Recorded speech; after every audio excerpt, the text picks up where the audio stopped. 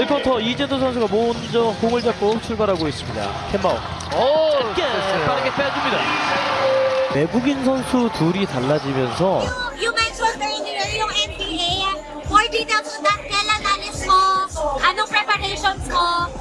I'm flying out next week for USA, So heto mga idol, Kevin Kiambao, tuluyan na bang iiwan ang ating national team na Gilas Pilipinas? Ito ngayon kasi ang usap-usapan kung tuluyan na bang ipagpapalit nitong si KQ ang Gilas Pilipinas upang tuparin niya ang kanyang pangarap na makapaglaro sa National Basketball Association.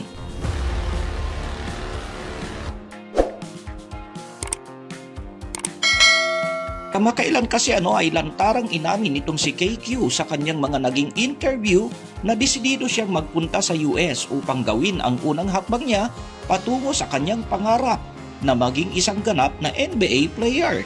Ang tanong na lang dito mga idol ay kung ano kaya ang magiging epekto ng planong ito ni KQ para sa ating national team na Gilas Pilipinas. Well, may pros and cons yan. Una, sa positive side ay malaking tulong ang pagpasok niya sa mga NBA camp at iba pang mga basketball camp dyan sa Amerika. Doon ay mas mahasa palalo ang kanyang basketball skills. Aminin kasi natin ay iba pa rin ang basketball training sa US kumpara dito sa ating bansa.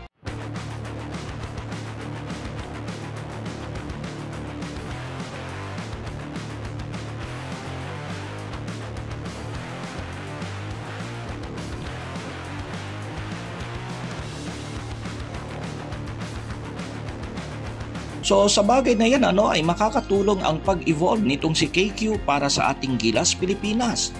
Matatanda na halos nasa third unit rotation lang itong si Kevin Kiambao under dito kay Coach Tim Cone.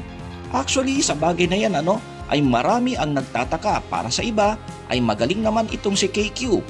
Well, malamang ay hinihintay pa nitong si Coach Tim Cone na mag-mature talaga itong si Kevin Kiambao at malaking tulong nga ang pagpasok niya sa mga series of US and international basketball camp. 드디어 첫 석점이 터집니다. 김동섭, 이제도 빠르게 연결. 캔바오입니다. 석점. 트랩은 가뒀을 때 공이 안 나오게 해야 되는데 그 부분이 실패하면서 석점을 허용했습니다. 캔바오 또 터져요. 또 캔바오.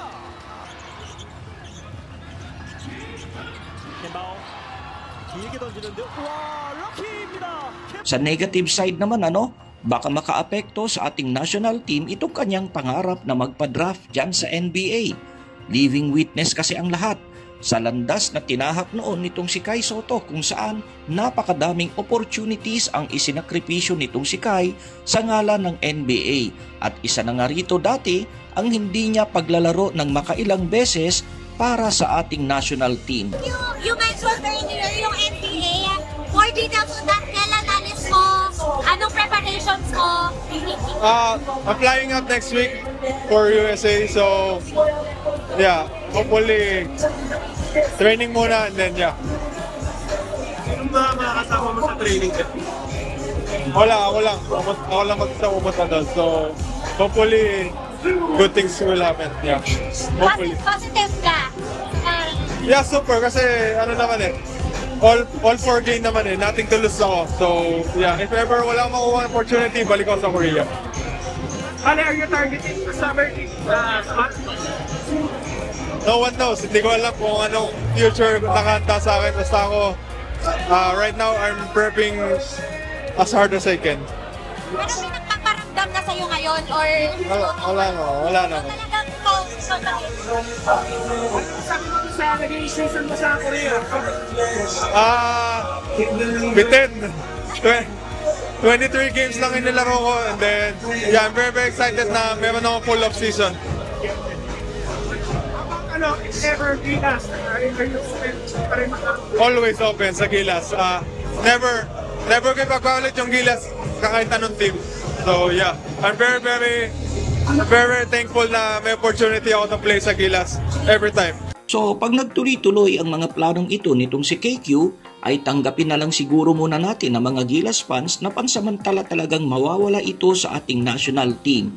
Anyway, sa kanyang edad na 24 years old, batang-bata pa yan, sapat na sapat pa naman ang kanyang espasyo na makapagbalik para sa ating national team balang araw. Sa pananaw pa nga ng iba, baka mas makakabuti pa para sa kanya na lisanin muna ang gilas at maglaro sa iba't ibang mga international leagues para mas ma-expose pa ito gaya ng exposure na natamo nitong si Kai Sotto. Matatandaan natin na dati-rati ay bangko rin para sa Gilas Pilipinas itong si Kai Sotto under Coach Jot Reyes. Pero good decision on his camp ay nagpunta sila sa iba't ibang mga panig ng mundo upang i-expose itong si Kai Sotto, at nung nagbalik siya sa ating national team ay napakalaki na talaga ng ipinagbago ng laro nitong si Kai Sotto, at ganon din ang inaasahang mangyayari dito naman kay Kevin Kiambao. Pero linawin lang natin na ang mga ito ay mga possible scenario lang at wala pa namang pahayag dito itong si KQ at maging ang SBP, maging itong si Coach Tim Cone kung tuluyan na nga bang mawawala pansamantala sa Gilas Pilipinas itong si Kiambao. Pero sa ngayon, ang sigurado may isa na namang aabangan ang mga Pilipino, lalo na ang mga Gilas fans, kung magagawa ba talagang pasukin nitong si Kevin Kiambao ang mundo ng NBA. Sa ngayon kasi, for the record, ay wala pa rin talagang pure-blooded Pinoy ang nagagawang maging NBA player. Sa bagay nito, hindi maiiwasang sumagi naman sa isip ng mga Pilipino at mga Gilas fans ang pangalan nitong si Kai Sotto. Ano na nga bang latest nga dito kay Kaiju, dito sa ating kababayan na si Kai Sotto? Well, so far so good. Ayon mismo sa kanya ay paganda ng paganda ang kanyang kalagayan at nararamdaman daw niya na nasa right track ang kanyang rehabilitation program, though kinumpirma din niya na di pa masasabi ng mga doktor at trainers niya kung kailan nga ba talaga siya lubusang makakabalik 100% sa paglalaro ng basketball. Pero sa ngayon ay sapat na muna mga idol na nakikitaan natin ng positibong senyales itong si Kai Sotto kung saan ay lagi na itong present sa mga ensayo at laro ng kanyang koponan dyan sa Japan B-League. Ipanalangin na lang sana na mas bumilis-bilis pa ang kanyang paggaling.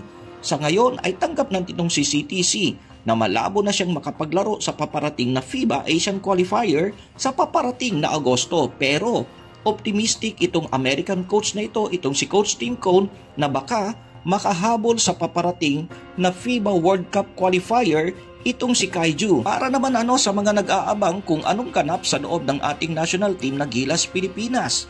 Well, sobrang tahimik muna ang ating national team at this stage. Ang latest lang ay ang pagkumpirma kamakailan nitong si Coach Tim Cone na iwas-iwas muna sila sa iba't ibang mga international friendly games o tune-up games. Matatandaan kasi mga idol na tila nabigo ang pamunuan ng Gilas Pilipinas na matamo ang mga objectives nito sa mga nagdaang overseas tune-up games nila. Medyo nakasama pa nga sa kanila ito. Kaya sa ngayon ay focus muna itong si Coach Tim Cone at ang mga tropa nito sa mga gagawin nilang basketball camp dito sa ating bansa, kung saan somewhere in June or July ay makakabalik na rin sa ensayo itong si Noypi Justin Brownlee. Ipanalangin na lang natin na sana ay walang mabigat na penalty na ibibigay itong FIBA organization sa naging kaso nitong si Noypi, dahil sa ngayon ay kumpirmado na di pa rin talaga areglado ang naturalization process naman nitong si Benny Boutright. Bagay na nakakadismaya dahil maaaring magbigay ito ng seryosong problema para sa ating national team sa paparating na FIBA Asia Cup. Ikaw idol, anong masasabi mo sa mga plano nitong si Kevin Kiambao? Tiwala ka ba na makakapasok ito sa NBA? At sa tingin mo, magiging maganda kaya ang pag-asa ng ating national team na Gilas Pilipinas dito sa paparating na FIBA Asia Cup? Gayong kumpirmado na di pa rin talaga makapaglalaro itong si Kai Sotto. I-comment mo lang yan sa ibaba idol. Ingat and God bless!